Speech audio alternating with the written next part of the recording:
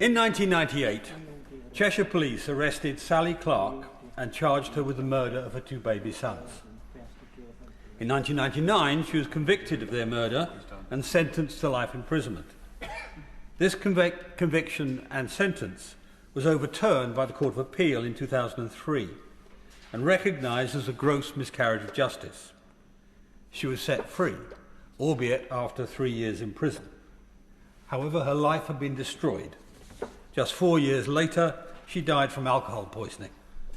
The grief had driven her to drink, and it killed her.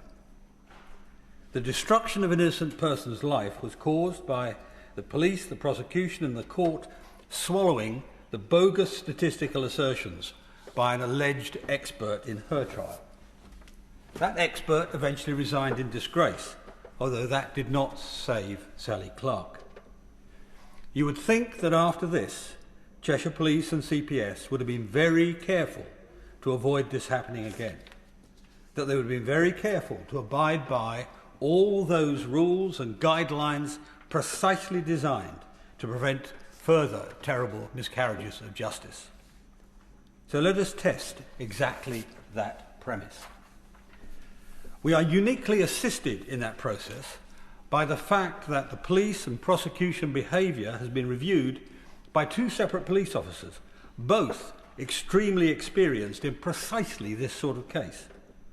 First, Dr. Steve Watts, a former Assistant Chief Constable who wrote the National Police Guidelines on the investigation of deaths in healthcare settings, and former Detective Superintendent Stuart Clifton, the officer in charge of the investigation that led to the conviction of Beverly Allett, one of the most prolific child murderers in healthcare history. He was commissioned by the Sun newspaper, actually, to confirm Letby's guilt. Indeed, both policemen believed that Letby was guilty. That is, until they examined the hard facts. Both now agree. They both believe that the Letby case is a serious miscarriage of justice. On that point? I give way very briefly. Yeah. Madam Deputy Speaker, I think it's really important to have it on record, and I spoke to the honourable gentleman beforehand.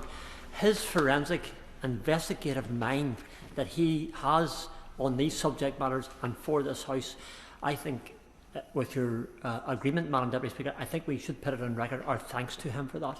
I just think that we owe him a debt, one that I can never work out, can never understand, but this House does, and this nation does as well when it comes to justice. Well, I'm not easily embarrassed, but the honourable member... Yeah. I beg to move that this House do now adjourn. The question is that this House do now adjourn, and I call David Davis. You've rescued me from the embarrassment. So, let us forensically analyse the prosecution of this case, using as a reference proper police procedure, prosecutorial standards, medical murder investigation guidelines, CPS guidance, the evidence from the Thirlwell inquiry, and the considered critiques from these two experienced police officers. The neonatal unit at the Countess of Chester Hospital was failing. Its medical management was at best inadequate, at worst appalling. Indeed, the unit was downgraded a week after Letby was suspended and prevented from taking any more very seriously ill babies. Before the police investigation, numerous reviews looked at the Countess of Chester and found no evidence of criminal activity. The most salient of these was by the Royal College of Paediatricians and Child Health, who found no criminal events, but did identify numerous shortcomings in medical care at the hospital. Numerous shortcomings. Cheshire Police ignored this. The jury was never informed of it. Dr. Watts notes, our Assistant Chief Constable notes, the Royal College report, and I quote, raised significant concerns about systemic failings. Its exclusion from court meant alternative explanations were suppressed. Let's also remember, this was a neonatal unit with no neonatal specialist consultants, only general paediatricians. Furthermore, the Trust had dismissed all the experienced advanced neonatal nurse practitioners to save money. There was a 20% staffing shortfall. Doctors did ward rounds twice a week rather than twice a day. You think of the fragility of these children, and yet they only got seen twice a week. There were outbreaks of multiple antibiotic-resistant infections, Pseudomonas aeruginosa, MRSA, and C. difficile. Those bacteria were all detected in the hospital. Sewage was dripping from the ceilings. Doctors followed poor counter-infection processes. The mother of 3 triplets who moved to Liverpool Women's Hospital, and I quote, noticed a different level of cleanliness compared to the Countess of Chester. There were clear hygiene protocols in Liverpool. We were told to wash our hands before entering the unit and then again before entering the room, which was not the case at the Countess of Chester. It's also notable that there were 12 stillbirths in the hospital at the same time as the spike in neonatal deaths, stillbirths that Lucy Letby was nowhere near. This was also ignored by Cheshire Police. So why did Cheshire Police decide Letby was responsible? Initially, there was no intention to launch any criminal investigation. But on the 15th of May 2017, that all changed. After a single meeting with 2 consultants from the Countess of Chester, Dr. Stephen Breary and Dr. Ravi Jayaram, Letby was explicitly identified as the focus of suspicion. Now, Dr. Watts states, in this meeting, the language of this very experienced, very senior detective from the Cheshire Police Force moved from a measured, rational, professional tone to inappropriately emotional. He cites the senior Cheshire Police detective as saying, and I quote, "I can't describe how powerful it was. I just felt for those professionals there. I think we all owe them." Dr. Watts observes that within 24 hours of that meeting, Operation Hummingbird was up and running. That's the name of the Letby operation, Hummingbird. Within 3 days, news of the investigation into a potential murder at the Countess of Chester was in the national press. This investigation was initiated by a single meeting with consultants who had themselves been involved in seriously inadequate care of these babies. The consultants who pointed the finger at Letby were Dr. Stephen Breary, Dr. John Gibbs, Dr. Ravi Jayaram, and one anonymised doctor, for the court's own reasons, anonymised doctor, who had all demonstrated poor care. One had wrongly punctured a baby's liver. That baby later died. One was found by a coroner to be responsible for the death of a child after a breathing tube was inserted into the esophagus rather than the trachea, the gullet rather than the windpipe. One pushed an endotracheal tube into one baby's lungs, leaving the other collapsed. That baby later died. One clearly misled the jury, claiming he had virtually caught, that was the words, virtually caught Letby doing nothing as a baby collapsed in front of her. Evidence that his own emails disproved. These doctors themselves could very well have contributed to the spikes in deaths attributed to Letby. Dr. Watts again poses an important question, I quote, "Where was the decision not to treat the doctors as suspects, or other nurses, or cleaners? Justice demands that the police look at everyone. It does not permit them to fixate on one individual and build a case solely around them." And Dr. Watts makes plain, that's not just a moral requirement, that's the law. Section 23(1)(a) of the Criminal Procedure and Investigations Act 1996 requires, and I quote, that where a criminal investigation is conducted, all reasonable steps are taken for the purpose of the investigation, and in particular, all reasonable lines of inquiry are pursued. All. Paragraph 3.5 of the Code of Practice under that Act states, in conducting an investigation, the investigator should pursue all reasonable lines of inquiry, whether these point towards or away from the suspect. Cheshire Police did not follow the letter of the law or best professional practice. Dr. Watts states that CPS guidelines and police guidance on the investigation of death in healthcare settings require that decisions in sensitive, serious and complex cases are referred to CPS Serious Crime and Counter-Terrorism Division. And remember, Dr. Watts is the country's expert in this area. I quote, "It appears self-evident that this case falls into all the relevant categories of sensitivity, seriousness and complexity. However, the regional CPS, that's Merseyside and Cheshire in this case, the regional CPS unit made the charging decisions in this case."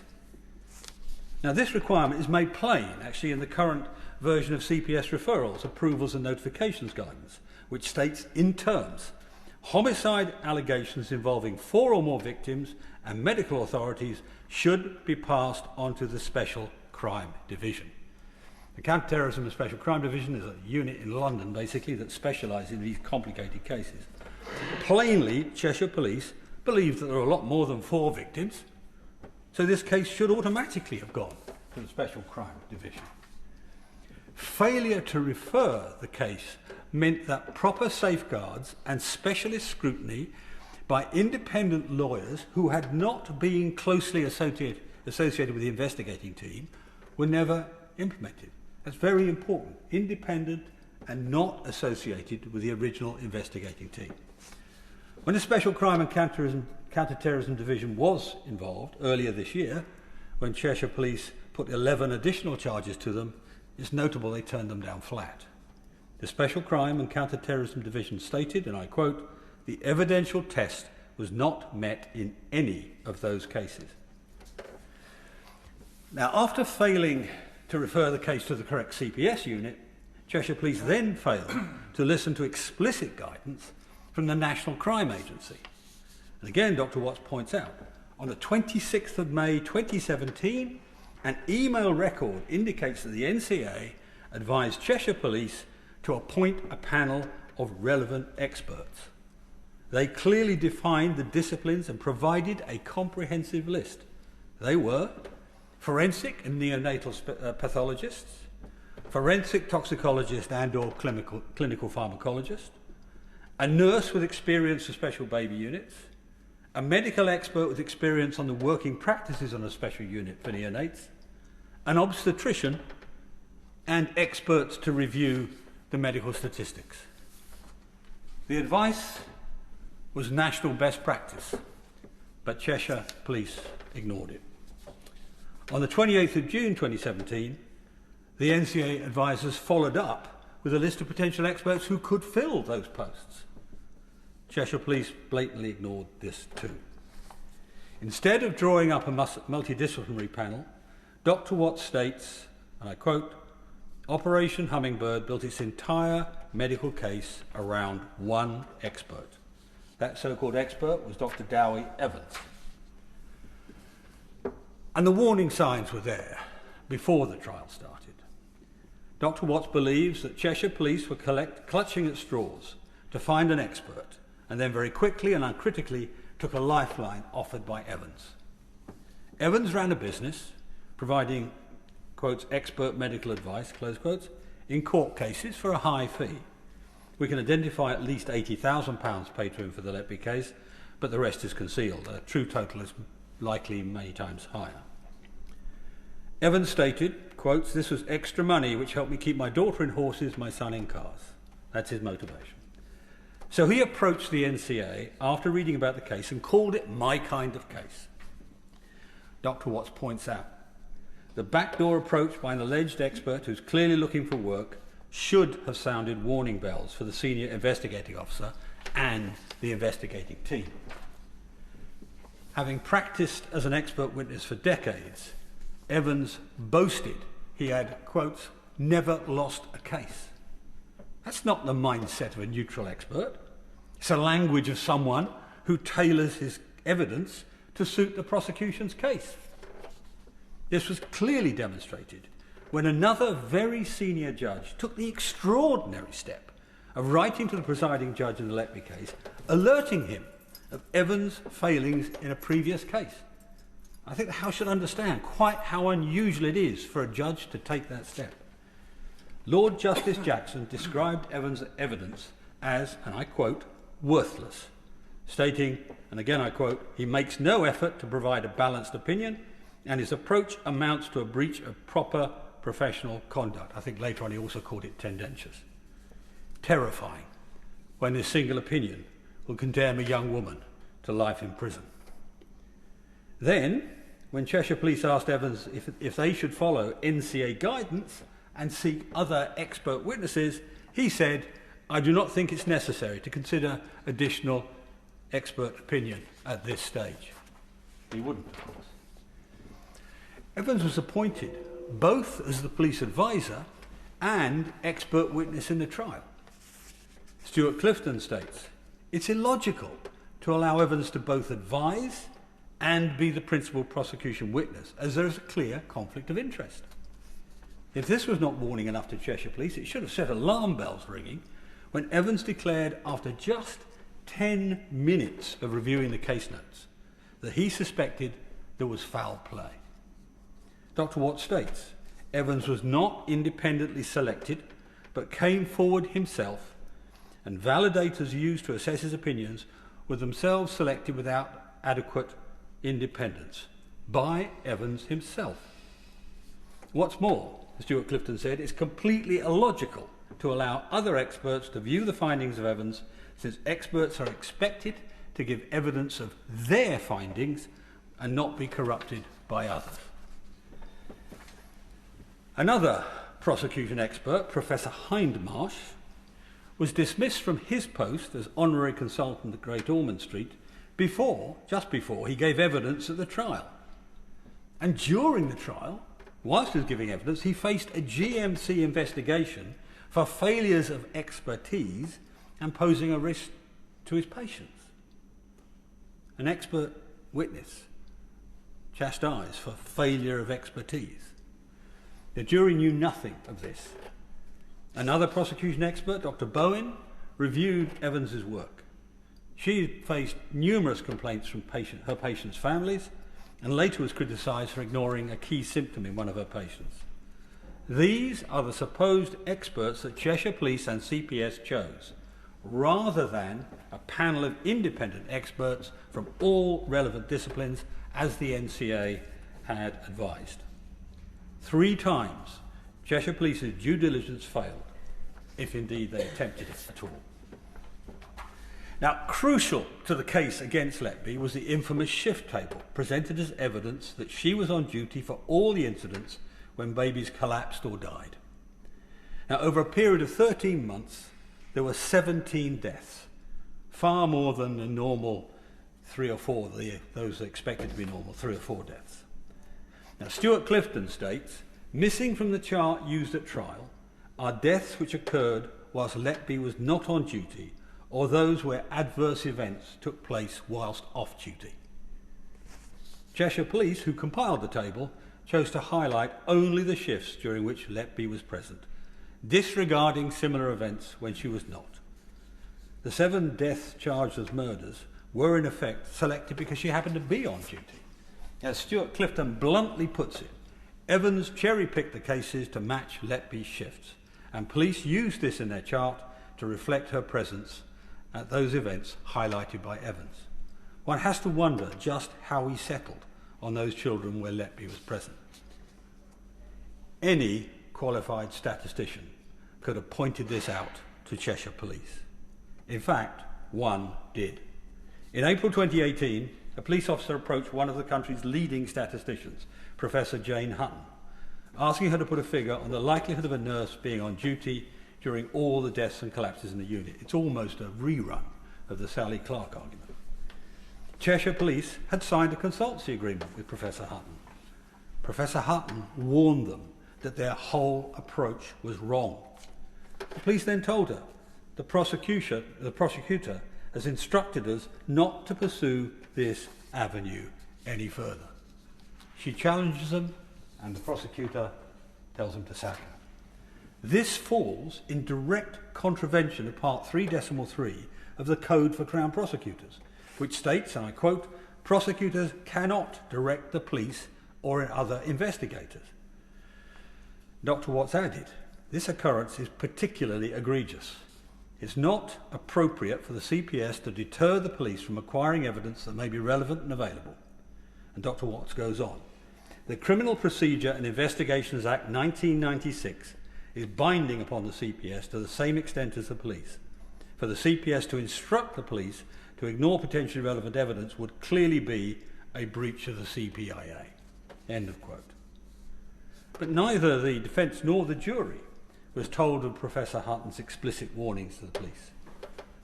Unsurprising, really, because this obliterated the prosecutor's statistical argument, the foundation of their entire case. Professor Hutton believes the statistical errors are similar to those in the Sally Clark case, but worse. I wrote to the Chief Constable about how those bogus statistics are being compiled. He refused to answer any of my questions that I had raised and said he would, quote, not be providing any further detail or engaging in ongoing correspondence, close quote. So much for transparency and welcoming challenge. This refusal to answer questions from a Member of Parliament sits uneasily alongside his department's extraordinary PR campaign, one which at very least invaded the privacy rights of Letby's parents. Will my right honourable friend give I will, way? of course, give way. Notwithstanding the points that my right honourable friend is making, would he accept the investigation included a range of independent, nationally recognised medical experts, including consultants, senior academics across a whole host of disciplines, and knowing, as I do, he is an enthusiastic advocate of our judicial system, the Lucy Letby case was the longest-running murder trial in British criminal history, with a jury that considered the evidence for more than 100 hours. Lucy Letby appealed to the Court of Appeal but was refused. There was a retrial. There was a further appeal to the Court of Appeal but was refused. So would he not accept the robustness of that process? I thank the Right Honourable Lady for her point. But in many ways, the reason the Lucy Letby case is so important, over and above the fact it's a miscarriage of justice, is that it highlights weaknesses in the appeal procedure, in the procedure for selecting and managing experts, and it also demonstrates, I'm afraid, that the regulations put in place by the CPIA and other acts of Parliament were not followed in this case. And that's one of the fundamental problems today. And I'll come back to some of the solutions to it in a moment. But that's the central difficulty.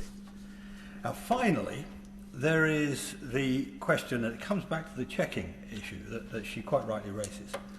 There's the question of how the police force should properly handle very complex cases like this. And Dr. Watts is clear. Significant investigations, such as Operation Hummingbird, should be subject to rigorous review by independent detectives, typically from an independent police force, and best practice indicates that the officers conducting the review should be unknown to members of the investigation team. And if such a review had been in place, it's unlikely that any of the breaches I've just talked about so far would have actually happened.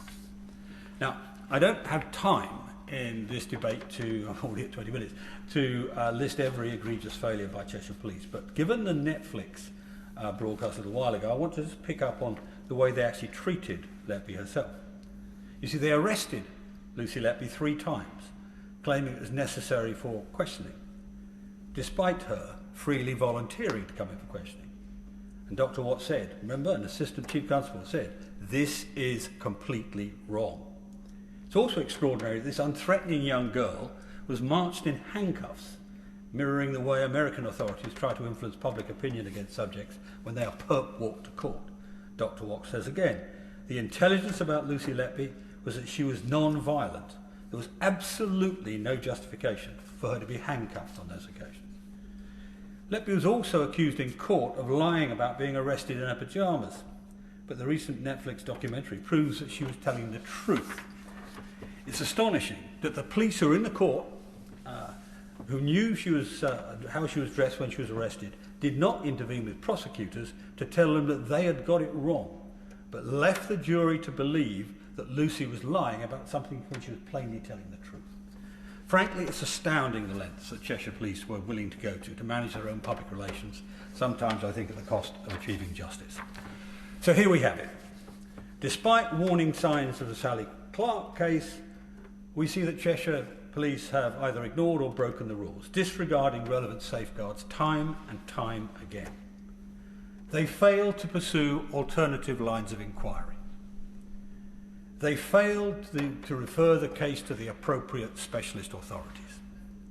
They failed to conduct proper due diligence on the appointment of key witnesses, expert witnesses.